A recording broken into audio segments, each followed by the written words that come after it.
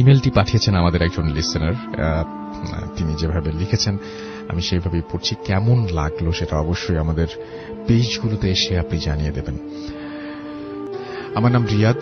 আমি বর্তমানে ইউরোপের ছোট্ট একটি শহরে বসবাস করি এবং এস্তোনিয়া ফিনল্যান্ড ও রাশিয়ার মাঝামাঝি অবস্থিত, যে দেশের লোক সংখ্যা মাত্র 13 লক্ষ। এদেশে আমি গত 2006 সালে অ্যানথ্রোপোলজির ওপরে মাস্টার্স করার জন্য আসি। বর্তমানে আমি এখানকার একটা শহর যেটার নাম হচ্ছে তালিন, সেখানে বসবাস করছি। আমার লেখাপড়ার বিষয়বস্তু এটার কারণেই আমাকে প্রায় সময় বিভিন্ন প্রত্নতাত্ত্বিক বিষয় নিয়ে রিসার্চ করতে হয়। কিছুদিন আগে আমার প্রফেসরের নির্দেশে আমি ও আমার সাথে আরো 3 জন মিলে তালিন শহরের পাশে ওল্ড টাউন নামে একটি জায়গায় যাই। বলে রাখা ভালো যে এই ওল্ড টাউন জায়গাটি আমাদের পুরান ঢাকার মতন, তবে এখানে খুব কম মানুষ বসবাস করে। বেশিরভাগ বাড়িগুলোই ফাঁকা এবং দেখতে সবগুলো বাড়ি একই রকমের। বাড়িগুলো এবং বাড়িগুলোর পাশে বেশ কিছু পুরনো স্থাপনা। দিনের বেলায় দর্শনার্থীরা ভিড় জমায় এই স্থাপনাগুলো দেখার জন্য। আর দ্বিতীয় বিশ্বযুদ্ধের সময়কালের অনেক জিনিসপত্র এখানে এই শহরে পাওয়া যায়। সেদিন আমি ও আমার সাথে 3 জন মিলে আমরা একটি পুরনো স্থাপনার মাঝে প্রবেশ করি।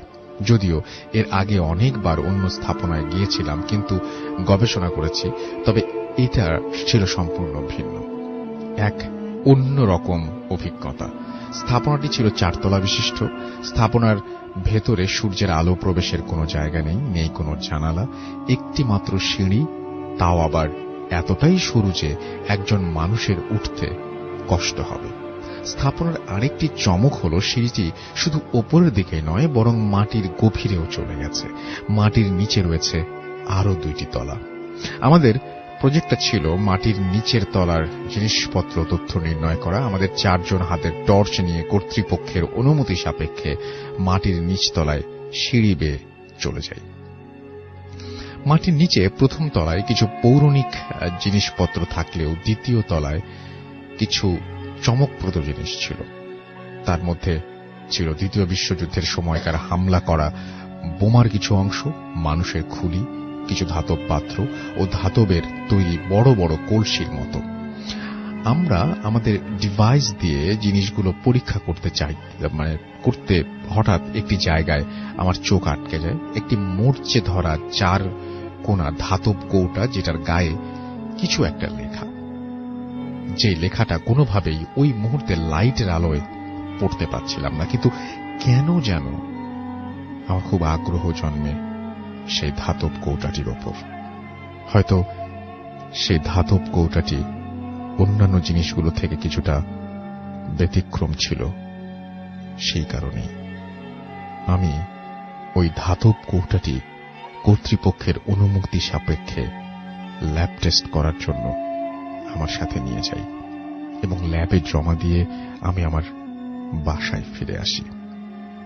সেদিন একটু রাত করেই ঘুমাই। ঘুমের মাঝে আমি একটি অদ্ভুত রকমের স্বপ্ন দেখতে পাই। স্বপ্নে আমি নিজেকে একটি জঙ্গলের মাঝে একটি লেকের পাশে দেখতে পাই, যেখানে আমি একটি কবরের সামনে দাঁড়িয়ে আছি। সকালবেলা ঘুম ভাঙার পর আমি কোনোভাবেই বুঝতে পারছিলাম না এরকম স্বপ্ন কেন দেখলাম। পরের দিন সকালের নাস্তা সেরে হাতে একটা কফি নিয়ে ইউনিভার্সিটির দিকে চলে যাই। ল্যাবে গিয়ে আমি কৌটাটি খোলার চেষ্টা করি এবং অনেক চেষ্টার পর ধাতব কৌটাটি অক্ষত অবস্থায় খুলতে সক্ষম হই। জং পড়ে থাকা সেই কৌটাটির ভেতর অনেক পুরনো একটি ছোট্ট কাগজ পাই, যেটা দেখতে কিছুটা পুড়ে যাওয়া কাগজের মতো, অর্থাৎ হলুদ রঙের কাগজে যদি অনেকদিন ভাঁজ করে রেখে দেয়া হয় তাহলে যেই লালচে ধূসর রং ধারণ করে সেই রকম। দেখে মনে হচ্ছে এটি দ্বিতীয় বিশ্বযুদ্ধ কিংবা তার আগের সময়কার। কাগজটি খোলার পর আমি একটি অদ্ভুত রকমের নকশা এবং কিছু লেখা দেখতে পাই। লেখাটি রাশিয়ান ভাষায় ছিল, আর আমি এই ভাষা জানি না বলে কাগজটি রাশিয়ান জানে এরকম একজন রিসার্চারের কাছে পাঠিয়ে দেই। সে কাগজটি স্ক্যান করে পরীক্ষা করতে শুরু করে। পরদিন সে আমাকে জানায় যে কাগজের আসান ভাষায় তাদের পৌরাণিক এক দেবতার নাম এবং কিছু মন্ত্র আছে। সেই সাথে সেই নকশার কথা জিজ্ঞেস করলে জানা যায় এটি একটি জায়গায় নকশা, যেটা কিনা কেইলা নামে এটি গ্রাম নির্দেশ করে। এটা জানার পর এই বিষয়টি নিয়ে আমাদের টিমের আগ্রহ আরো বাড়তে থাকে। পরদিন সকালে কেইলা গ্রামের উদ্দেশ্যে আমরা রওনা দিই। নকশা থেকে পাওয়া ধারণা অনুযায়ী আমরা গ্রামের ভেতরে একটি জঙ্গল আছে, সেখানে যাই। আমরা জঙ্গলের ভেতর প্রায় 2-3 কিলোমিটার হাঁটতে থাকি শুধুমাত্র সেই নকশাটি পরিশেষ দেখব বলে রাখা ভালো, ওই গ্রামের মানুষজনের কাছ থেকে শোনা ওই জঙ্গলে নাকি দিনের বেলাতেও মানুষ যাতায়াত করে না, কি নাকি সমস্যা হয়। আর জঙ্গলটা গাছগাছালিতে এতটাই ঘন যে সূর্যের আলোটুকুও ঠিকভাবে পৌঁছয় না। অবশেষে নকশা অনুযায়ী জঙ্গলের মাঝে একটি জায়গায় রাস্তা শেষ হয়ে যায় এবং অন্য দিক থেকে রাস্তা এসে ঠিক একই জায়গায় মেলে। বলা যায় আমরা একটি গোল চত্বরে পৌঁছে যাই। আমাদের সেখানে ছোট্ট একটি লেক দেখতে পাই, কিন্তু লেকটা দেখার পরে আমার শরীরটা কেমন যেন করে ওঠে, কারণ ঠিক এইরকম দেখতে একটা লেক আমি গতকাল রাতে স্বপ্নে দেখেছিলাম। লেকের পানি থেকে কেমন যেন তীব্র দুর্গন্ধ বের হচ্ছিল, আর লেকের প্রায় শুকিয়ে যাওয়া পানি ছিল কালো বর্ণের। আমার টিমের একজন, যার নাম ছিল অ্যান্ড্রু, সে লেকের ঠিক দক্ষিণ পাশে দুটো গাছের মাঝামাঝি একটি উঁচু জায়গায় আবিষ্কার করে, যেটা কিনা নকশায় নির্দেশ করা ছিল। আর নকশায় এও বলা ছিল যে ওই উঁচু জায়গাতে দেবতার প্রাণ শক্তি লুকায়িত আছে। আমার টিমের অ্যান্ড্রু ছিল ক্যাথলিক আর বাকি দুজন ছিল নাস্তিক। তারা ডিসিশন নেয় যে তারা ওই উঁচু জায়গাটিতে ঘুরে দেখবে কি আছে, কিন্তু আমার কেন যেন খুব বেশি একটা ভালো লাগছিল না। বারবার গত রাতের স্বপ্নের কথা মনে পড়ছিল। খোঁড়াখুড়ি করার যন্ত্রপাতি না থাকায় সেদিন আমরা ফিরে চলে আসি। সেদিন রাতে বাসায় এসে নিজের রান্না ও ডিনার শেষে অনেক লেট হয়ে যায় আমাদের। বিছানায় পিঠ লাগাতেই ঘুম চলে আসে। কখন যে ঘুমিয়ে যায় নিজেই টের পাইনি। সেদিন রাতেও আমি সেই আগের রাতের সেম স্বপ্নটা দেখতে পাই, এবং আরো দেখতে পাই যে কে যেন একজন আমাকে বলছে সেই জঙ্গলের মাঝে লেকের কাছে না যেতে, বারবার আমাকে হাত দিয়ে না যাবার জন্য নির্দেশ করছে, কিংবা কোনো কিছু বারণ করছে। সকালে প্রচন্ড মাথা ব্যথা নিয়ে ঘুম ভাঙে, কিন্তু কোনোভাবেই আমি স্বপ্নের ব্যাপারটা মেটাতে পারছিলাম না। প্রতিদিনের মতো আজকেও আবার ল্যাবে চলে যাই, এবং আজকে একটু আগে কাজ শেষ করে আমরা ওই জঙ্গলে বেরিয়ে পড়ি। আমি আবার আমার গত 2 রাতের স্বপ্নের কথাটা কোনোভাবেই আমার টিমের কাউকে বলতে পারছিলাম না, কারণ তারা কেউ আমার কথা বিশ্বাস করবে না। আজকে কেন জানি আমার টিম মেম্বার অ্যান্ড্রু যেতে চাইছিল না, তবে সবার কথায় পরে সে যেতে রাজি হয়। আর আমি কেমন যেন ভয় পাচ্ছিলাম, আবার কৌতূহল হচ্ছিল। মনে হচ্ছিল যদি ভালো একটা কিছু পেয়ে যাই তাহলে আমার থিসিসের কাজে সহায়ক হবে। যাই হোক, আজকে সমস্ত যন্ত্রপাতি নিয়ে একজনের গাড়িতে চড়ে রওনা হলাম। গ্রামের শেষ অংশে যাবার পর গাড়ি নিয়ে যাওয়া যায় না, তাই গাড়ি রেখে হাঁটা শুরু করলাম। গ্রাম পেরিয়ে জঙ্গলে ঢোকার সময় এক বৃদ্ধের সাথে দেখা। বৃদ্ধ দেখতে কিছুটা কুঁচো হয়ে গেছে, কিন্তু তার সবগুলো চুল দাড়ি পাকেনি, আধা পাকা টাইপের। সে তাদের ভাষায় জিজ্ঞাসা করলো যে কোথা থেকে এসেছি। আমরা আমাদের উত্তর না দেওয়ার আগেই সে বলল, তোমরা যেখানে যাচ্ছ সেখানে যেও না, হয়তো আর ফিরতে পারবে না। কথাটি আমার মনে দাগ কাটল। আমার সাথে থাকা অ্যান্ড্রু কিছুটা চমকে গেল। বৃদ্ধ আরো বলল, 5টি নাবালক শিশুকে জ্যান্ত পুঁতে ভুডো থেকে আরো শক্তিশালী করে রাখা হয়েছে। বলে রাখা ভালো, ভুডো একটি প্রাচীন রোমান শয়তান দেবতার নাম। আমরা ওই বৃদ্ধ কিছু বলার আগেই সে তার মতো চলে যায়। আমরা আমাদের মতো সেই নির্দিষ্ট লেকের পাশে গিয়ে আমাদের যন্ত্রপাতি নিয়ে দাঁড়ালাম। আজকে কেমন যেন লেকের পানি আরো বেশি দুর্গন্ধ আসছিল, আর সূর্যের আলো কম থাকায় কেমন যেন একটা অন্ধকারাচ্ছন্ন লাগছিল সবকিছু। খেয়াল করলাম চারপাশে খুব নিস্তব্ধ, এমনকি পাখির ডাকও শোনা যাচ্ছিল না। খুব স্তব্ধতা বিরাজ করছে ওই জায়গাটার চারপাশে। যাই হোক, আমরা আমাদের কাজ শুরু করে দিলাম। যেহেতু জায়গাটা জঙ্গলে, কারো ব্যক্তিগত প্রপার্টি নয়, তাই মাটি খোঁড়ার জন্য কোনো অনুমতি নেওয়ার প্রয়োজন হয়নি। মাটি খোঁড়ার আগে আমরা আবারও সেই নকশার কপিটা বের করে জায়গাটি ঠিক করে নিয়েছি, নিশ্চিত হয়ে নিয়েছিলাম। তারপর আমরা চারজনই মাটি খোঁড়া শুরু করলাম। প্রায় ঘণ্টাখানেক মাটি খোঁড়ার পর সবাই ক্লান্ত হয়ে পড়ি। ছোট একটা বিরতি নিয়ে আবার কাজ শুরু করব বলে আমরা সিগারেট ধরাই। চারপাশের স্তব্ধতা আমাদের কেমন যেন শিহরণ দিচ্ছিল। এর আগেই এইরকম প্রত্নতাত্ত্বিক জিনিস নিয়ে কাজ করেছি, কিন্তু এবারেরটার মতো আগে কখনো এমন থ্রিল অনুভব করিনি। বারবার মনে হচ্ছিল মাটি খোঁড়ার কাজ আমাদের না, আর তাছাড়া প্রফেসর জানলে আমাদের জন্যই সমস্যা হয়ে দাঁড়াবে। যাই হোক, সিগারেট শেষ করে আমরা আবার কাজে ফিরলাম। তবে এবার যা দেখলাম তা ছিল আমাদের জন্য অবিশ্বাস্য। মাটি খোঁড়ার আগে উঁচু জায়গাটি যেমন ছিল এখনো তেমনি আছে, একটা খোঁড়ার দাগও নেই। বিষয়টা আমাদের কাছে প্রচন্ড অবাক লাগলো। চারজন মিলে 1 ঘন্টা খোঁড়ার পর মাটিগুলো আবার সেই জায়গায় পাশে ফেলেছিলাম, কিন্তু সেই চিহ্ন নেই। সত্যি অবিশ্বাস্য। এই অবাক করা বিষয়টা কেউ বিশ্বাস করতে পারছিলাম না, তাই আমাদের নিজেদের মাঝে কথা কাটাকাটি শুরু হয়ে যায়। এদিকে সন্ধ্যা হওয়ার উপক্রম। আমরা সেদিন আর কাজ না করে সেখান থেকে ফিরতে শুরু করলাম। ফেরার পথে যন্ত্রপাতি গুলো যার যার কাঁধে তুলে নিলাম। গাড়ি পর্যন্ত আসতে প্রায় 1 কিলোমিটার হাঁটতে হবে। আমি আবার সেই যন্ত্রপাতি কাঁধে নিয়েছিলাম। এখনো সেই যন্ত্রপাতি আমার কাঁধে নিয়ে আসছি, কিন্তু এবার কেন যেন আগের চেয়ে বেশি ভারী মনে হচ্ছিল। হাঁটার সময় আমার বারবার মনে হচ্ছিল কি যেন আমার ঠিক ঘাড়ের পেছনে নিঃশ্বাস ফেলছে, আর আমার ঘাড়ে প্রচন্ড ওজন অনুভব করছিলাম। বারবার চমকে উঠছিলাম আমাদের পেছনে কারো হেঁটে আসার আওয়াজ শুনে। শুকনো পাতার উপর পা ফেললে যেমন মরমর আওয়াজ হয়, ঠিক সেই আওয়াজ আসছিল আমাদের পেছন থেকে। আমাদের পাশে ঝোপের মাঝ দিয়ে কি যেন দৌড়ে গেল এবং আওয়াজ হচ্ছিল। আমাদের বুঝতে বাকি রইল না যে আমরা কোনো খারাপ একটা জায়গায় চলে এসেছি। এসব থেকে পরিত্রাণ পাওয়ার জন্য আমরা খুব দ্রুত পা চালালাম, কিন্তু যেখানে 1 কিলোমিটার পথ হওয়ার কথা 15-20 মিনিটে সেখানে 1 ঘন্টা হাঁটার পরে আমরা গাড়ির কাছে পৌঁছাতে পারলাম না। আমরা চারজনে প্রচন্ড ঘামছিলাম। গাড়ি স্টার্ট দিয়ে আমাদের টিম মেম্বার প্যাট্রিক এক টানে গাড়ির স্পিড বাড়িয়ে দিল। তখন আমরা জঙ্গল পেরিয়ে গভীর গ্রামে, যেই দেশে মোট 13 লাখ মানুষ বাস করে, সেই দেশের একটি অজপাড়াকা গ্রামে কজনই বা বাস করতে পারে সেটা খুব সহজে অনুমান করা যায়। আমাদের গাড়ি থেকে আমরা আশেপাশে কোনো বাড়ি দেখতে পাচ্ছিলাম না। অনেক দূরে উঁচু গির্জা ছাড়া আর কিছুই চোখে পড়ছিল না। কেমন যেন গাড়িটা খুব ভারী হয়ে গিয়েছিল। গাড়ির স্পিড কোনোভাবেই বাড়ছিল না। মনে হচ্ছিল একটা কিছু গাড়িটাকে পেছন থেকে টেনে ধরেছে। মোটামুটি বেশ কিছুক্ষণ পর আমরা শহরে প্রবেশ করি। সেদিন রাতে আমি এক মুহূর্তের জন্য ঘুমোতে পারিনি। বারবার সেই স্বপ্ন আর স্বপ্নের সাথে মিলে যাওয়া জায়গাটির কথা মনে পড়ছিল।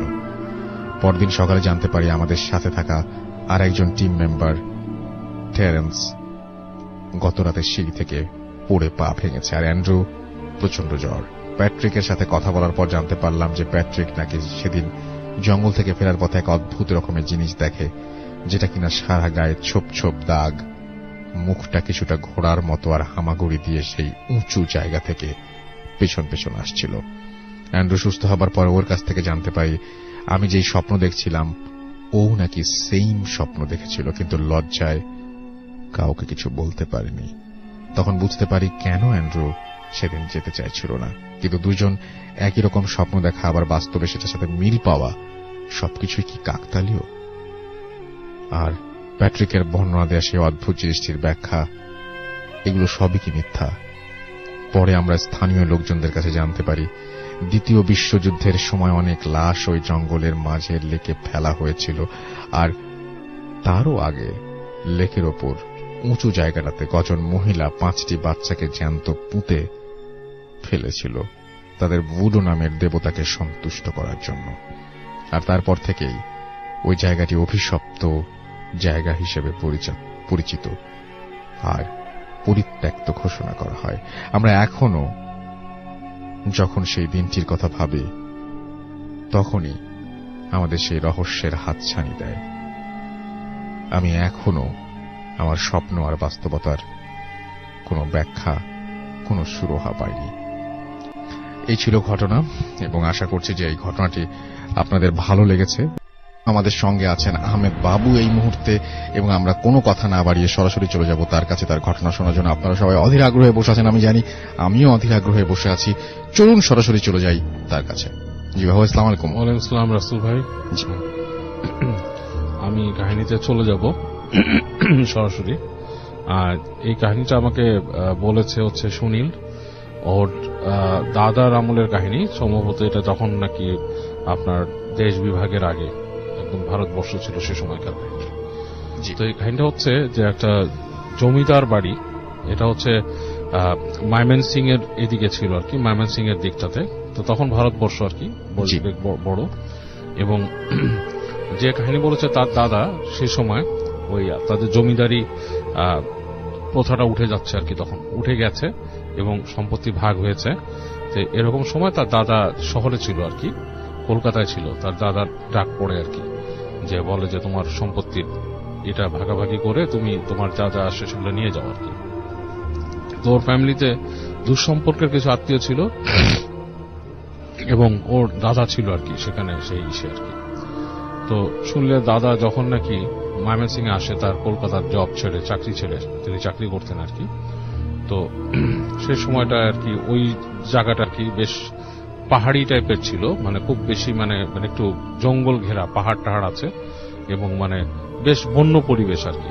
এর মধ্যেই তার পুরুষদের জমিদারি ছিল, এবং তারা ছিলেন বেশ অত্যাচারী টাইপের আর কি, অত্যাচারী টাইপের। এবং পরবর্তীতে আর কি তারা মানে যারা যিনি লাস্ট চলে যান আর কি, এবং তার হিসাবটা করে যান, তিনিও আর কি বেশ মানুষের রোষানলেই পড়েন আর কি, এরকম একটা অবস্থা ছিল। এবং অতীতে কিছু তাদের ফ্যামিলির কিছু মানুষকে মানুষ মেরেও ফেলছে, এরকম কিছু। যাই হোক, শুনলে দাদা যখন ওখানে যায় তখন যে দেখে যে পরিবেশটা মোটামুটি, তখন আর জমিদারির ব্যাপারটা নেই ওখানে। তবে তার যে উকিল তিনি এবং তাদের যে ম্যানেজার ছিলেন তিনি ওই বাড়িটাতে তাকে নিয়ে যান আর কি, নিয়ে যে ওখানে রাখেন, দেখান বাড়িটা, বিশাল বাড়ি, এবং তার অন্যান্য যে জিনিসগুলো বুঝে নেওয়ার সেগুলো তাকে বোঝাতে থাকেন। এবং তার এক দুঃসম্পর্কের এক হয় আর কি, মানে যেটাকে বলে জেঠি বা সামথিং ছিল আর কি। তিনি তার সাথে সব কমিউনিকেশন এন্ড সবকিছু মেনটেন করতেন, কারণ তারই নাকি আরো কিছু মানে ওনার দাদার যে জেঠি আর কি, তারই নাকি আরো কিছু মানে প্রাপ্য ছিল কিছু অংশে কি হিসাব কিতাবে আর কি। যাই হোক, তো ওনার সাথে ওনার কথাবার্তা বলা লাগে সব ব্যাপারে। তো উনি ওখানে যাওয়ার পরে বেশ কিছুদিন কেটে যাওয়ার পরে ওনার যে বন্ধু, মানে ওর দাদার বন্ধু, শুনলে দাদার বন্ধু একটা চিঠি পায় ওর দাদার কাছ থেকে যে সে অসুস্থ আর কি। শুনলে দাদা যে সে অসুস্থ ছিল, বেশ অসুস্থ হয়ে গেছে হঠাৎ করে। অসুস্থতার লক্ষণটা হচ্ছে সে লিখছে তাকে চিঠিতে যে সে হঠাৎ করে জ্বালা পোড়া হয় তার, এবং তখন সে জ্বালা পোড়াটা এতটুকু হয়, শারীরিক জ্বালা পোড়া, সে কিছুই করতে পারে না, সে আপনার সব তার জ্ঞান হারিয়ে যায় আর কি, সে নিজের জ্ঞান থেকে বেরিয়ে যায়। সে তার দাদার বন্ধুকে অনুরোধ করে তাকে ওখানে আসতে আর কি। দাদার যে ফ্রেন্ডটা থাকে সে খুব ক্লোজ একটা ফ্রেন্ড, এবং তার সাথে অনেক কিছু শেয়ার করে, খুব ক্লোজ ফ্রেন্ড। তো সে তখন ওখান থেকে ইংল্যান্ডে যাওয়ার জন্য রেডি হচ্ছিল আর কি, বিদেশে যাবে পড়তে সেই সময়। তো সেই সময় অনেকে আইন বিষয়ে পড়াশোনা করতে যেত আর কি এরকম। তো যাই হোক, তো ওই বন্ধু যখন নাকি এই চিঠি পায়, চিঠি পেয়ে তখন চিন্তা ভাবনা করে সে চলে আসে এদিকে বিভিন্ন ভাবে আর কি। তার আসার বর্ণনা নাই দিলাম, আসার বর্ণনা দিছিল, বাট সেটা আমি নাই দিলাম। তো বিভিন্নভাবে চলে আসে।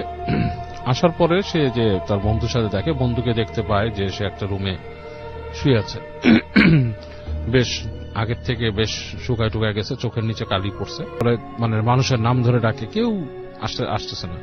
এবং এক পর্যায়ে গর্জনটা এমন ভাবে মানে ওনাকে এফেক্ট করে যে ওনার মনে হয় মাথার মধ্যে কিছু আসতেছে, এবং মনে হচ্ছে যে কোন একটা ভয়ঙ্কর প্রাণী ওই সিঁড়িতে উঠে আসবে।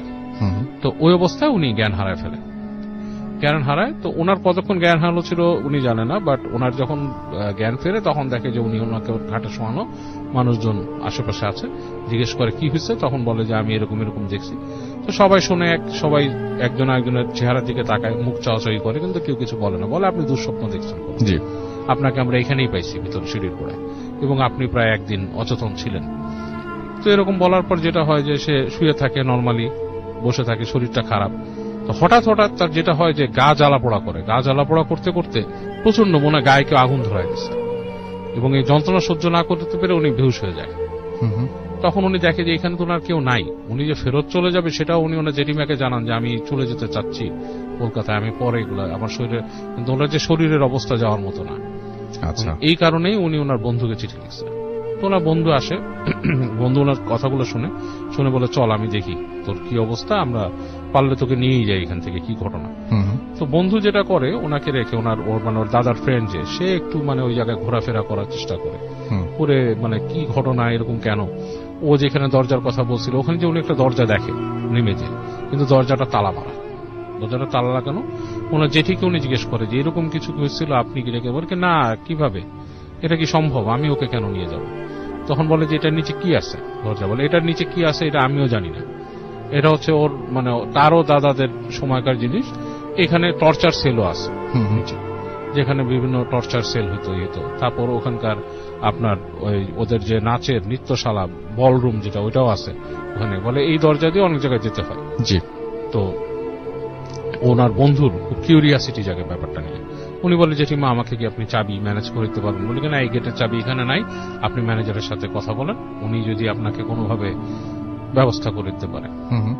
তো উনি যান ম্যানেজারের সাথে অনেক রিকোয়েস্ট করেন, বলেন যে আমাকে চাবি দেন, আমি দেখতে চাই কি ঘটনা, ওর কি হলো আর ও কেন এরকম অসুস্থ হচ্ছে। তো এটারও কোনো আসলে ম্যানেজার কিছু বলে না। তো ওনাকে যেটা করে, একদিন এরকম উনি বসে আছে এক জায়গায়, ওই বসে ছোট্ট একটা দোকান ওখানে, সেখানে ওই সময়কার সময় গরুর দুধের চা তৈরি হতো আর কি। তো উনি ওখানে বসে বসে বাইরে গ্রামের একটা গুড়ের চা খাচ্ছে আর কি। তো এই সময় ওই বাসার একজন ভৃত্য, জি, খুব বয়স্ক, সে এসে বলে যে বাবু আপনার সাথে একটু কথা বলতে চাই। তো উনি বলে যে কি ব্যাপার, কি নিয়ে কথা বলবা, বলে যে আমি ওই বাবুর সুনীল বাবু, ওই যে বাবু যে আছে ওনার যে অসুস্থতা, উনি যে অসুস্থ কেন আপনাকে আমি বলতে চাই কি হয়েছে। তো বলতেছে কি ব্যাপার, বলে যে ব্যাপার হচ্ছে যে ওনাদের এই বাড়ির সম্পত্তি নিয়ে অনেক ব্যাপার আছে, ওনার জ্যাঠার ছেলেরাও অনেক আগ্রহ, ওনারা খুব অত্যাচারী ছিলেন।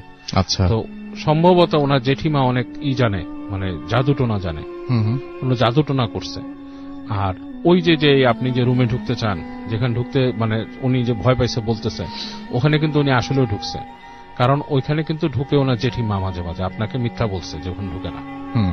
বলে আপনি আমাকে কেন বলে দিচ্ছেন এগুলা, বলে আমি ওনার ভালো চাই, উনি তো এগুলোর সাথে জড়িত না, উনি কিছুই জানে না, উনি আসছে ওনার হিস্সা নিয়ে যেতে এখান থেকে, আর তো কিছু না। কিন্তু এখানে এরকম হয়, ওইখানে একসময় ওখানে অত্যাচার করতে ওখানে বাঘ পালতো উনি, একদম অন্ধকার কুঠুরির মধ্যে বাঘ রাখতো উনি, এবং ওই বাঘের মুখে ওনার যাকে মৃত্যুদণ্ড দেওয়া করতো ঠেলে দিত, বাঘের ঘরে ফেলে দিত উনি। আচ্ছা। এছাড়াও অনেক টর্চার সেল ছিল, নর্তকীদেরকেও ঠেলে দিত, এরকম ব্যাপার আছে। তো উনি বলে তাহলে আমার তো ওখানে ঢোকা দরকার, বলে ওইটা ম্যানেজারের রুমে চাবি আছে, আপনি চাইলে যে দেখতে পারেন ওখানে কি আছে। তো ওনার বন্ধু যেটা থাকে উনি খুব করে ম্যানেজারের যে রুম থেকে একদিন ওই কাজের লোকের সহায়তায় চাবিটা উনি ম্যানেজ করে এসে উনি ওই রুম খুলে ঢুকে নিচে যে দেখে আসলেই ওই যে ওখানে যে নামছে মানুষ, পায়ের ছাপ, ধুলার মধ্যে পায়ের ছাপ যে এবং বোঝা যাচ্ছে যে এখান থেকে মানুষ ওঠানামা করে, যে এরকম একটা ব্যবস্থা আছে। তো উনি ওই চাবিটা নিয়ে তো আর ওখানে রেখে দিতে পারবে না, উনি ঢুকে যে ওই রুমগুলা দেখে, জি, রুমগুলা দেখে আসার পরে উনি চুপচাপ চাবি রেখে চিন্তা করে যে ওনার বন্ধুকে নিয়ে উনি চলে যাবেন ওখান থেকে। তো যেটা হয় রাত্রেবেলা, ওই দিন রাতে আর কি, উনি ঘুমাচ্ছেন, উনিও ওইরকম শব্দ পান যে ওনার গেটকে নক করতেছেন, জি। তো উনি ওই নক শুনে উনি উঠে আস্তে আস্তে করে ফলো করে আসেন, কিন্তু উনি যেটা দেখেন যে ওনার রুম নক করছে আসলে কোনো না আর কি, ওই চাচি বা কেউ করেননি, ওই রুম নক করছে কাজের লোকটা, এবং ওনাকে আস্তে আস্তে ফিসফিস করে বলেন যে ওই যে দেখেন। তো উনি দেখে যে ওই যে লণ্ঠন হাতে ওই যে জেঠি থাকে, উনি হেঁটে ওই রুম দিয়ে যাচ্ছেন দরজা দিয়ে। তো উনি ওটার সাথে ফলো করে ঢুকেন ভিতরে আস্তে আস্তে, ওই জেঠি যায়, উনি আস্তে আস্তে করে পাটি ওখানে যান। যাওয়ার পরে দেখেন দূর থেকে একটা ঘরের ভেতর থেকে খুব আলো বাড়ছে নিমছে এরকম কিছু আর কি। তো উনি যে আস্তে করে উকি দেন, ওখানে উকি দেওয়ার পর দেখে যে ওখানে একটা অগ্নিকুণ্ডর মতো জ্বালানো, ছোট্ট একটা অগ্নিকুণ্ড, সেখানে ওই জেঠি কি দিচ্ছে এবং উনি মন্ত্র পড়তেছেন, এবং ওই পাশে ঠিক আগুনের ওই পাশটাতে কিছু ছায়া মূর্তির মতো আছে, তাদেরকে দেখা যায় না, বোঝা যায় না, বাট বোঝা যায় কিছু ছায়ামূর্তির মতো দাঁড়ানো এখানে। তো উনি জিনিসটা দেখে মানে জিনিসটার এতটা ভয়াবহ ছিল জিনিসটা, যে জেঠির যে রূপটা ছিল সেখানে সেটাও বেশ ভয়াবহ, চুল টুল খোলা, এবং উনি বেশ ভয় পেয়ে যান ওইটা দেখে। উনি ভয় পেয়ে উনি আস্তে ধীরে উনি ওখান থেকে চলে আসেন, উঠে আসেন, ওখানে আর থাকেন না, এবং এসে দেখেন বন্ধুর কাছে, দেখে বন্ধু সারা শরীর হিম হয়ে গেছে, মানে ঠান্ডা। তো উনি বন্ধুকে তাড়াতাড়ি উনি ওনার সাথে যে ওই লেপটের চাদর ছিল তা দিয়ে ঢেকে ঢেকে দেন, দেখে উনি ওই রাতে ওখানে বন্ধুর সাথে ঘুমায় যান। এখন পরদিন উনি যে দেখেন সবকিছু ঠিকঠাক, উনি ব্যবস্থা করেন ওনার বন্ধুকে নিয়ে যাবেন ওখান থেকে। তো সবকিছু মোটামুটি রেডি হয়। শেষ মুহূর্তে এসে যে ম্যানেজার যে নিয়ে যাবে বলে যে আজকে তো আপনাদের বেরোতে পারতেছেন না, আপনাদের কালকে যেতে হবে, আজকে যাওয়া সম্ভব না বাসা থেকে। তো উনি একটু হতাশ হন, যে উনি মনে করছিলেন যেটা থেকে আমি পালিয়ে গেলেই মনে হয় ভালো, আর যদি বন্ধুকে নিয়ে যেতে পারি এখান থেকে ভালো। তো রাতের বেলা উনি ঘুমিয়ে আছেন ওই দিন রাতে, বন্ধু রুমে ঘুমান নাই, নিজের রুমে ঘুমাইছে। তো উনি দেখতেছে যে ওনার বিছানার চারপাশ দিয়ে কিছু এরকম ছায়ামূর্তি ঘুরতেছে, বেশ লম্বা লম্বা ছায়ামূর্তি ঘুরতেছে। আর উনার ঠিক মাথার কাছে ওই জেঠি, কিন্তু অন্ধকারের মধ্যে, উনি বুঝতেছে একে, বলতেছে যে তুই ওকে নিয়ে যেতে আসছিস, ওকে তো যেতে দিব না, আর তুই যদি নিজের প্রাণ নিয়ে যেতে চাস তুই চলে যা এখান থেকে। তো এটা ওনাকে বলার পর উনি মানে ঘুমের মতো তন্দ্রার মতো ছিল, উঠে দেখে যে কেউ নাই রুমের ভিতরে। বাট উনি মেসেজটা পেয়ে উনি খুব ভয় পায়। তো উনি ইসের সাথে কথা বলে, পরদিন সকালে উঠে ওই যে ভৃত্যটা ছিল তার সাথে তাকে খুঁজে বের করে তাকে কথা বলে যে তুমি আমাকে কি কোনো ব্যবস্থা করে দিতে পারবে এখান থেকে চলে যাওয়ার জন্য। সে বলে আমি আপনাদের চলে যেতে দিতে পারবো, কিন্তু একটা ব্যবস্থা করতে পারবো, কিন্তু আমাকে কিন্তু এটার জন্য ক্ষতি হবে। তো বলে যে আপনার ক্ষতি হবে, কিন্তু আমাদেরকে বের করে দেন, আমরা তো এখানে সমস্যায় পড়ব। তো এটা বলার পরে ওই লোক ওনাদেরকে মানে ওই একটা পথ বলে যে এদিক থেকে এরকম সকালবেলা বের হয়ে দিকে চলে যাবেন, এদিক থেকে চলে গেলে মানে আপনারা মোটামুটি সমস্যার থেকে বের হয়ে যাবেন। কিন্তু এই পথটা সোজাসুজি এদিক দিয়ে যায়নি, এটা গ্রামের ভেতর দিয়ে ঘুরে ঘুরে গেছে। তো উনি ওই দিক থেকে বের হন সকালবেলা, ওইরকম কথা, বন্ধু কাউকে চোখে মানে কাউকে যখন কেউ দেখে না এরকম সময় বের হয়ে যায় বন্ধুকে নিয়ে। তো যেতে যেতে যেতে রাস্তার মধ্যে তখন একটা সময় বিকালের মতো হয়ে যায় আর কি, বিকালের মতো হয়ে যায়। তো তখন উনি আবার ভয় পায় যে যদি কোনো ক্ষতি হয় বা কিছু। এর মধ্যে ওনার বন্ধু অনেকবার বলছে তার গা জ্বালা পোড়া করতেছে, অনেক কিছু এরকম হচ্ছে। তো উনি ঘুরতে ঘুরতে ঘুরতে উনি মানে দিশা পায় না কি করবে, আশেপাশে কোথাও যাওয়ার মতো জায়গা নেই। তো ওখানে কাছে দেখে যে ওখানে যে একটা গ্রামের মধ্যে ছোট্ট একটা টিনের ঘরের মতো একটা মসজিদের মতো করে রাখছে। তো ওইখানে দেখে যে খুঁজে দেখে, তাকায় দেখে যে ওইখানে একজন মৌলানা সাহেব আছেন। তো উনি যে তাকে বলেন যে আমাদেরকে একটু হেল্প করেন, আমরা আপনার ধর্মের না, কিন্তু আমাকে একটু হেল্প করেন। কি বলে যে এরকম আমার বন্ধু এরকম সমস্যায় পড়ছে, সে মানে উনি বলেন না কোন জমিদার বাড়ি বা নাকি, এটা বলেন না, বলে যে এরকম সমস্যায় পড়ছে, তাকে এরকম মনে হয় কালো জাদু করা হয় এই সে। তো মৌলানা সাহেব বলে অবশ্যই, বলে আপনি কি আমাকে সাহায্য করবেন? তো বলে যে হ্যাঁ অবশ্যই করব, কেন করব না। কারণ তাদের ওই সময় আরো ব্যাপারটা আরো কঠিন ছিল, মানে তাদের মানে ধর্মীয় ব্যাপারটা এতটা ছিল, মানে এক একজনের বিলিফটা কেউ কারো কাছে আর কি খুব যেতে চাইতো না আর কি। তো মৌলানা সাহেব বলে অবশ্যই করবো, আপনি আপনার বন্ধুকে বসান। উনি নিয়ে এক জায়গায় বন্ধুকে বসায়, বসানোর পরে উনি তার বন্ধুকে একটা পানি নিয়ে আসেন, একটা এরকম মটকির মধ্যে পানি নিয়ে আসেন, বলে যে এটা হচ্ছে বরই পাতার পানি, বরই পাতা ভিজানো, এটা হচ্ছে সবচেয়ে পবিত্র পানি হয়, বরই পাতা ভিজায় যে পানিটা হয় সেটা হচ্ছে পবিত্র পানি। তো বরই পাতার গুণ অনেক, তো এটা দিয়ে তাকে আপনি গোসল করান, আপনার বন্ধুকে গোসল করান। তো এটা দিয়ে ওইদিকে উনি কিন্তু পুরো নেতায় গেছে বন্ধুটা, ওই যে ঈশের দাদা। তো ওনাকে ওইটাতে গোসল করায়, গোসল করানোর পরে মৌলানা সাহেব ওনাকে ঝাড়া শুরু করে এবং ওই প্রত্যেকটা ঝাড়ার সময় উনি চিৎকার চেঁচামেচি করতে থাকেন। তো এক সময় তার মুখ দিয়ে কথা বের হয় যে তার উপরে একটা জিন চালান করে দিছিল ফরজ করে, এবং ওই জিন তাকে আস্তে আস্তে মেরে ফেলার ইসে ছিল। তো মৌলানা সাহেব অনেক কামেল ছিলেন, উনি করে জিনকে সরায় দেন এবং তার শর্তই থাকে, বলে যে তুমি একজন মানুষ, সে যেটাই হোক সে মানুষ, তুমি তাকে ক্ষতি করতে পারবে না। হ্যাঁ, সে বিশ্বাসী মানুষ, সে সৃষ্টিকর্তাকে বিশ্বাস করে, অনেক কিছু বলে তারপর থেকে সরায় দেয় এবং তাকে বলেন যখন জিনিসটা শেষ হয়, ওনার প্রসিজার শেষ হয়ে যায়, তখন বন্ধুকে বলেন যে আপনি জানি না আপনি কতটুকু বিশ্বাস করবেন, আমি আপনাকে তো আপনার অন্য ধর্মের মানুষ, আপনাকে আমি বলতে পারি না যে দোয়া পড়েন বা এটা সেটা, বাট আপনাকে আমি পানি দিতে পারি, পানিটা আপনার বন্ধুকে খাওয়াবেন, আর অবশ্যই অবশ্যই আপনি সত্যির পথে থাকবেন, আপনার বন্ধু বিশ্বাসী, এটা আমি জানি, বুঝতে পারছি তাকে দেখি, সৃষ্টিকর্তাকে সে বিশ্বাস করে, এবং এই জিনিসটা সে আরো আলোচনা করুক, আরো চিন্তা ভাবনা করুক, সে যাতে এই দিকেই ফোকাস থাকে সবসময়, পানিটা খেতে বলবেন, এইভাবেই করবেন। তো খাওয়াই দিয়ে অনেক কষ্ট মৌলানা সাহেব ওনাদেরকে বলে দেয় কিভাবে নদী পার হয়ে যেতে হবে, ওখান থেকে কিভাবে কিভাবে চলে যেতে হবে। তো ট্রাই করে অনেক কষ্টে শেষে সে তাকে কলকাতায় নিয়ে আসে। তো কলকাতায় নিয়ে আসার পরে ওনার কিন্তু অনেক কমে যায়, ওনাকে পানি দিছে, ওই ধরনের প্রবলেমগুলো ওনার মধ্যে আর হয় না, এবং পরবর্তীতে উনি মানে অনেক আরো স্টাডি করার পরে উনি মানে ধর্মের প্রতি সম্পূর্ণ বিশ্বাস নিয়ে আসেন, বিশ্বাসী একজন ধার্মিক হয়ে যান, এবং উনি কিন্তু ওনাদের ওই সম্পত্তির অংশগুলোও আস্তে ধীরে পরবর্তীতে পান। কিন্তু এখানে দেখা গেছে ওনার যে জেঠি ছিলেন তিনি অনেক কিছুই ওনার আত্মসাৎ করে ফেলছিলেন সম্পত্তির থেকে। এটাই ছিল কাহিনী। থ্যাংক ইউ সো মাচ বাবু ভাই আপনার ঘটনার জন্য। আমরা আবার আপনার কাছে ফিরে আসবো। ধন্যবাদ। আমরা চলে যাব এখন বাবু ভাইয়ের কাছে, এবং বাবু ভাইয়ের কাছ থেকে আরেকটা ঘটনা শুনে আসবো। আশা করছি এই ঘটনাটা আপনাদের ভালো লাগবে। চলুন শুনে আসি। রাসেল ভাই, এই কাহিনীটা হচ্ছে আপনার সাগরের কাহিনী। এটা হচ্ছে মোহাম্মদপুরের একটা জায়গা, দ্যাট ইজ অ্যাকচুয়ালি মোহাম্মদপুরের একটা জায়গা, স্পেসিফিকলি বলার কিছু নেই। আচ্ছা, যাই হোক, ওদের সাগরদের বাসা যে জায়গা, সেই বাসার মানে অপোজিটে যে রাস্তার পাশে একসময় ছিল নদী। জি। এখন সেখানে শহর হয়ে গেছে, মানে বিল্ডিং টিল্ডিং অনেক কিছু অবস্থা। তো ওই রাস্তার মোড়টা সম্পর্কে সবার কাছেই ও শুনত, ওর মুরব্বীরা, যে রাতের বেলা যখন নাকি ওরা হাঁটতো ওদিক দিয়ে, ওনারা যখন হাঁটতেন, ব্যাকিন আমিও মনে হয় তখন ছোট, হয়তো স্কুলে পড়ি, এরকম সময়কার কথা। তো তখন আমি কিন্তু ওদিক দিয়ে গেছি রাসেল ভাই, নিজে সাইকেল চালায় তখন গেছি ওদিক দিয়ে, আমার ভয় লাগতো না, আমি কিছু দেখি নাই। বাট ওর মুরব্বীরা নাকি বলছে ওখানে নাকি অনেক কিছু দেখতো তারা, দেখা জিনিসের মধ্যে অনেকে দেখছে যে মাথা ছাড়া মানুষ রাস্তা দিয়ে হাঁটতেছে, এরকম কিছু।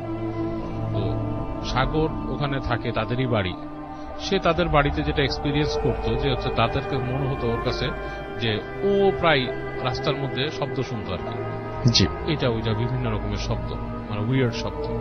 আবার ওর কাছে মনে হতো মাঝে মাঝে যে ওদের যে জানালার মধ্যে কেউ রাতের বেলা মানে জানালার ওই পারে কেউ আছে, এরকম লাগতো। তো ও ভয়ে ভয়ে ঘুমায় যেত।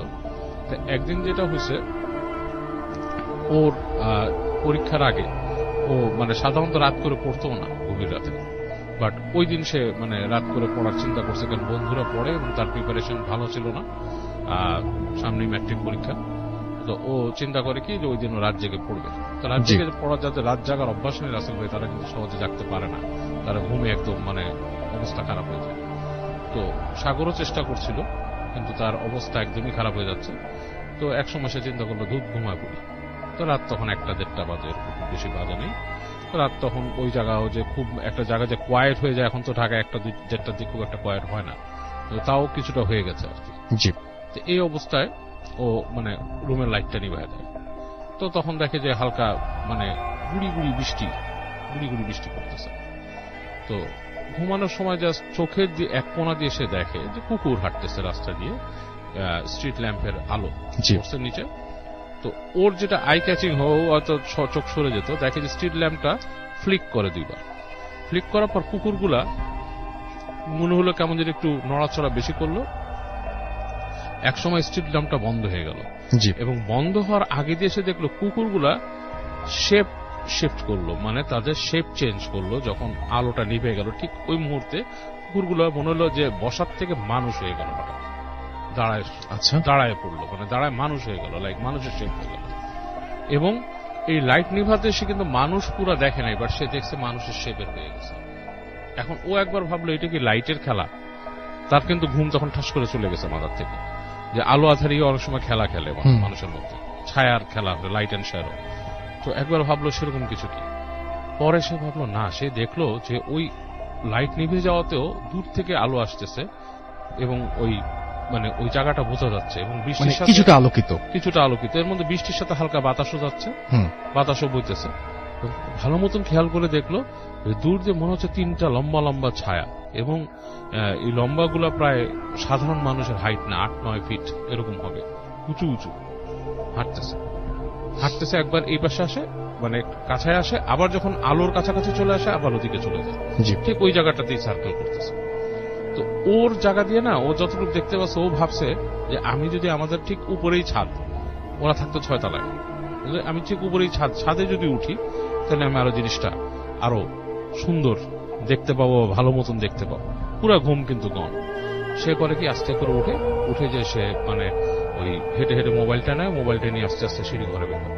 সিঁড়ির দরজা যখন খুলে তখন সে শুনতেছে যে তাদের যে ছাদের যে গেটটা ঠিক উপরে, ইমিডিয়েটলি উপরের তলায় একটা লোহার গেট আর কি ছাদে, ওইটা ঠাস ঠাস ঠাস ঠাস করে বাড়ি খাচ্ছে, কিন্তু ওই দরজা কিন্তু লাগানো থাকে রাতের বেলা, দারোয়ান তালা মেরে দেয়। তো ও চিন্তা করলো ছাদের দরজা খোলা, আবার দেখে যে ঠান্ডা বাতাস একটা আসতেছে, সিঁড়ি দিয়ে যাচ্ছে, বৃষ্টি হালকা পড়তেছে এই সময়। তো তারপরও খুব অ্যাডভেঞ্চারাস মাইন্ডে বা কিউরিয়াস মাইন্ডে দরজাটা লাগায়, ফ্ল্যাটের দরজাটা লাগায়। যখন সিঁড়ির কাছে উঠে রাসেল ভাই, যখন দরজাটা দিয়ে ঢুকবে দেখে দরজাটা হালকা ভেজানো। এই সময় সে দেখে সিঁড়ির এখান থেকে লম্বা লম্বা এরকম ছায়ার মতো মানুষ, লাইক ছায়ার মতো জিনিস, মানুষ বললে ভুল হবে, শেপটা মানুষের মতো এর জন্য তাই বলছি, উপরের অংশটা বোঝা যায় না যে কি চেহারা বা কিছুই বোঝা যায় না, পা দুটো বোঝা যাচ্ছে লম্বা লম্বা। এগুলো খুব সুইফটলি, মানে ম্যাটার অফ লাইক, মানে খুব স্পিডে, লাইক খুব যেমন ফাইটার জেট যেরকম স্পিডে যায়, জি, সেরকম তার পায়ে যে সাত করে পাস করে চলে গেল নিচে, মানে 1 সেকেন্ডের জন্য গেটে, এবং পরবর্তী সেকেন্ডে তাকে পাস করে সিঁড়িতে নেমে গেল। এবং ওগুলো নামার সাথে যে বাতাস, সে বাতাসও তার গায়ে লাগছে, এবং ও তো ওখানে ফ্রিজ হয়ে যায়, ও আর কোথাও ওঠার চিন্তাও করতে পারে না। পরের সেকেন্ডে দেখে আবার তার সামনে দিয়ে উঠে চলে যায়, উঠে ঠিক ছাদের ওই গেট দিয়ে। এইবার যখন ছাদের গেট দিয়ে উঠতেছে তখন দ্রিম করে ছাদের গেটটা বন্ধ হয়ে যায়, একদম খুব জোরে, জি, জোরে বাড়ি দিয়ে ছাদের গেটটা বন্ধ হয়ে যায়। তো ও তখন এটা আর সহ্য করতে পারে না, ও বাসার ভিতরে চলে আসে, এসে বাসায় শুয়ে পড়ে, শুয়ে কাঁপতে কাঁপতে যতটুকু দোয়া দুরুদ পারে পড়তে পড়তে সে ঘুমিয়ে যায়। সকালবেলা তার ফ্যামিলি তাকে দেখে প্রচন্ড জ্বর মাথার মধ্যে, এবং এই জ্বর অবস্থায় তার মনে করেন যে মানে কঠিন অবস্থা, মানে তার পরীক্ষা দেওয়ার মতো অবস্থা নাই, মানে তার এটা মানে টেস্ট পরীক্ষা ছিল সম্ভবত, মানে একটা ছুটি হয় না ম্যাট্রিক পরীক্ষার আগে, সেরকম পরীক্ষা, এরকম অবস্থা নাই। তো ওর বাপ মা ওকে বলে যে জ্বর আসছে, ডাক্তার দেখায়, এবং বাবা মাকে স্কুলে বলে যে আমার এরকম এরকম হয়েছে। তখন তাকে বাসার থেকে একটু বকাও দেয় যে তুমি এরকম সময় কেন বের হয়েছে, তোমাকে বলছি যে জায়গাটা খারাপ পুরোপুরি, এবং তাকে ওই করা হয়, চিকিৎসা করা হয়। জ্বর ডাক্তার দিচ্ছে, জ্বর কমতেছে না, জ্বর হালকা রেমিশন যায় আবার বাড়ে, রেমিশন যায় আবার বাড়ে। তো ওর যে বড় চাচা, সে ওখানকার কাছের মসজিদের ইমাম সাহেবকে বলেন, অলাপন ইমাম সাহেব বলে যে ওকে পারলে নিয়ে আসেন। তো ওকে যখন নাকি নিয়ে আসে ইমাম সাহেবের কাছে, মসজিদের মধ্যে যখন ঢুকে, তার জ্বর ছিল শরীরে, মসজিদে ঢোকার সাথে সাথে জ্বর কিন্তু রাসেল ভাই নাই, শরীর ঠান্ডা হয়ে গেছে, নর্মাল টেম্পারেচার। ইমাম সাহেব তার সাথে কথা বলে তুমি কেমন ফিল করতেছো? ভালো। তোমার জ্বর আছে না? খারাপ লাগতেছে না? সব ঠিক আছে। তখন তাকে দোয়া পড়ে দেয় এবং তাকে কিছু দোয়া শিখায় দেয়। এই দোয়াগুলো বাবা আমাকে পড়ে দিতে বলে, পানিতে পড়ে ফু দেয়, বলে যে এই পানিটা খেতে এবং গোসল করতে সেই পানিতে, এবং বলে আপনার বাসাও ছিটাই দিবেন। ছেলে সিঁড়িতে জানি সে রাতের বেলা কখন না উঠে, আপনাদের সিঁড়িটা পারলে বন্ধ করায় দিবেন। মানে সিঁড়ির মধ্যে হয়তো জিনিসটা যেটা হয়েছে যে ও রাতের বেলা দেখছে, এবং এগুলো তো খারাপ জিন, ওরা দূর থেকে ওকে খেয়াল করছে, ও যে খেয়াল করছে, এবং ও এসে দাঁড়াইছে, তারা হাওয়া করে কান্নাকাটি করতেছে, একটু পরে পরে গর্জন দেয়, মনে হচ্ছে মাটি সহ কাঁপে এরকম। তো উনি তো ভয়ে পুরো শেষ, উনি ভাবছে যে উনি শেষ, আর কি আর মনে বাঁচবে না, এই শেষ। তো উনি আবার স্মোক করতো, ওনার এখানে ম্যাচ ছিল, উনি আবার জানে যে এইসব কিছু আগুনকে ভয় পায়। উনি অনেক চেষ্টা করে ম্যাচ জ্বালানোর জন্য, উনি দিয়াস লাইট সবগুলো ইউজ করে, একটাও কাজ করে না, একটাও জ্বলে না। তো ওনার কাছে টর্চ লাইট ছিল, উনি এটা যখন মারতে যায় তখন ফিউজ হয়ে গেছে, টর্চ লাইট আর কাজ করে না। অনেক কষ্টে উনি, ওনার গ্যাস ম্যাচ ছিল, এটা দিয়ে অনেক কষ্টে সর্বশেষ যখন একটা চালায়, এই সিগারেট যখন একটা জ্বালায়, তখন এটা চলে গেছে। তো উনি এটার বিবরণটা রাসেল ভাই যেরকম ভাবে দিয়েছিল যে অবিকল মানুষের মতো, শুধু তার মাথাটা নাই, আর চোখ, 4টা চোখ তার বুকের মধ্যে, আর উনি যতটুকু সাইজ দেখাইছিল, যে দাঁতের সাইজ 7 থেকে 8 ইঞ্চি দাঁতগুলা, তাও বুকের মাঝেই। তো এইটা এইভাবে চলে যায়, এলাকাতে অনেক কবিরা জানা হয় যে কি প্রতিকার। এলাকাবাসী তো পুরো অতিষ্ঠ, সবাই ভয়ে আতঙ্কিত হয়ে গেছে, কেউ কিছু করতে পারতেছে না, রাত্রেবেলা বের হইতে পারতেছে না। তো কবিরা জানে কেউ কিছু করতে পারে না, কেউ কিছুই করতে পারে না। তো বলতেছে যে ওই যে উনি যে পীর সাহেব ছিল দাদা, যে উনি তো পালতো, উনি ছাড়া তো এখন কিছুই করা যাইতেছে না এগুলার। তো আমার এক চাচা, 5 নম্বর চাচা, উনি রাত্রে